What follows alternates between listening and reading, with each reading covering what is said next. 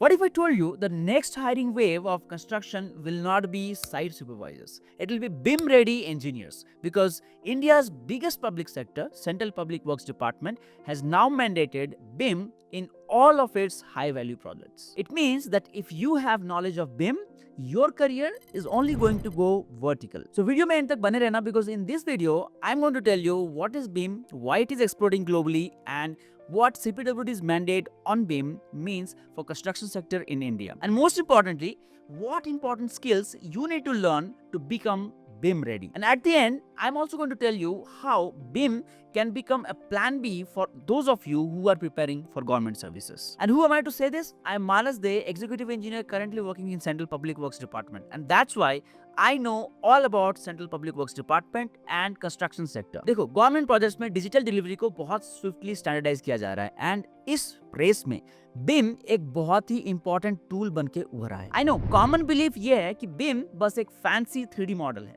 But in reality BIM is more than 3D modelling. BIM के through design किए हुए buildings में हर elements में डेटा होता है and this data talks about the cost, about the properties of the materials, about the clashes and about the resource allocation that will go in that particular element. And that is why BIM जहां भी implement हुआ है, there is real saving in terms of time as well as cost. अब BIM क्या होता है इसके बारे में मैं डिटेल में इस वीडियो में नहीं बताने वाला हूँ, otherwise video will become very very big. I have already made a video about BIM. You can check the video here. Also, I will put the link in the description box. You can check out the video from there. But overall, आप ये समझ लो कि BIM एक ऐसा process है जिसके चलते better planning होती है, कम रिवर्क होता है, फास्टर अप्रूवल्स मिलते हैं, बेटर ऑडिट्स मिलते हैं एंड हैंडओवर्स काफी क्लीन होते हैं. CPWD ने रिसेंटली अपने सारे कंस्ट्रक्शन प्रोजेक्ट्स जो 20 करोड़ से ऊपर चल रहे हैं उसमें BIM को इंप्लीमेंट करना मैंडेटरी कर दिया है. अब आज के डेट में एक छोटा सा भी कंस्ट्रक्शन प्रोजेक्ट आप ले लो, that also cost more than 20 crore rupees because of the obvious services that go into the building. पहले के दिनों में बिल्डिंग में उतने सर्विसेज नहीं होते थे and because of that construction cost used to be very very low. But nowadays almost all the buildings consist of services like LAN, HVAC, EPA/BX, BMS and many other services, and because of this integration of these services, अगर हम better planning नहीं करते हैं, अगर हम better integration नहीं करते इन सर्विसेज का, then construction cost also increases and the timeline also increases. So fact is बढ़ते सर्विसेज के साथ एंड एडवांस कंस्ट्रक्शन मेथड्स के साथ BIM को इंप्लीमेंट करना बहुत ही ज्यादा जरूरी हो गया था. And that's the reason why CPWD has decided to implement BIM in all of its projects. Now why this decision is a big news and this can have ripples in the construction sector. Let me explain this with two aspects. First, CPWD हमारे देश में होने वाले किसी भी building construction के लिए एक पेरेंट ऑर्गेनाइजेशन जैसी काम करती है. CPWD के specifications, rates and works manual को हमारे कंट्री के हर PWD, her PSU and autonomous body blindly adopt करती है. एंड बिल्डिंग कंस्ट्रक्शन सेक्टर में अगर CPWD किसी न्यू टेक्नोलॉजी को अडॉप्ट करती है and it becomes successful, then this technology is replicated in all PWDs, all PSUs and autonomous bodies. So इसका मतलब ये है कि अगर CPWD ने BIM को आज इंप्लीमेंट किया है तो कमिंग 3 to 4 years में almost all the departments and all the public sectors of India are going to implement BIM in its projects. Second aspect ये है कि CPWD ने BIM mandate को announce तो कर दिया है, but actually there is a huge amount of scarcity of BIM professional, like actual BIM professionals in our country. I myself sitting in the seat of executive engineer find it very very difficult to find professionals जो BIM को अच्छे से समझते हों and जो BIM में end-to-end results देते हों. So all in all, there is a huge scarcity of professionals जो BIM को अच्छे से जानते हो, अच्छे से समझते हो. सो अगर आपको मॉडरेट लेवल का भी BIM नॉलेज है, then you have a good opportunity कि आप बहती गंगा में हाथ धो लो and you tap in big margins in this phase. Now when it comes to upskilling yourself with BIM, you need proper professionals जो कि BIM के बारे में आपको अच्छे से समझाएं. जब बात आती है BIM में अपने आप को अपस्किल करने की, you need good professionals, good training institutes जहाँ पे आपको BIM के बारे में अच्छा नॉलेज दिया जाए.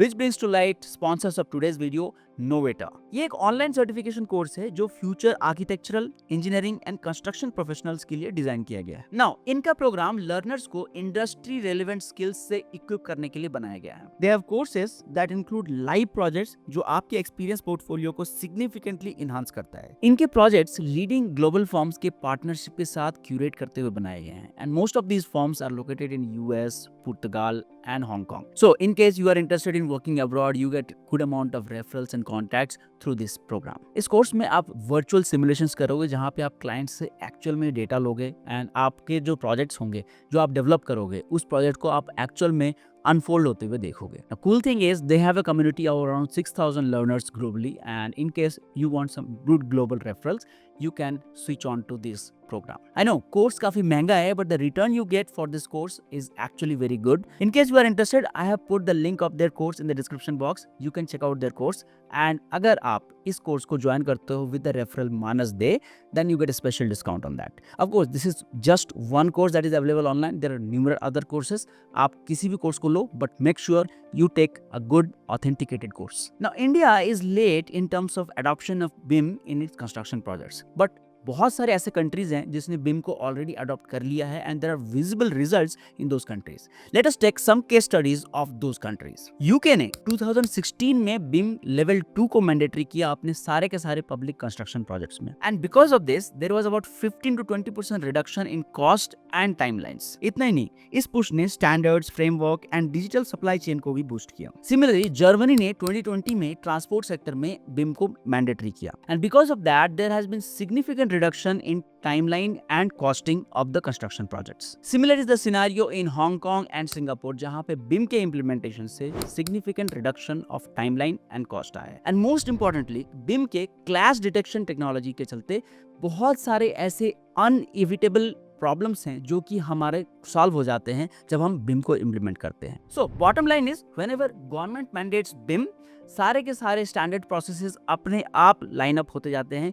There is always a standardisation of the process, there is always a standardisation of training programs and साथ के साथ BIM प्रोफेशनल जितने ज़्यादा उभर के आते हैं BIM का इम्प्लीमेंटेशन उतना ही ज़्यादा इंक्रीज होता जाता है उस कंट्री में. Now, ऐसा नहीं है कि BIM का इम्प्लीमेंटेशन CPWD से ही शुरू हो रहा है हमारे कंट्री में.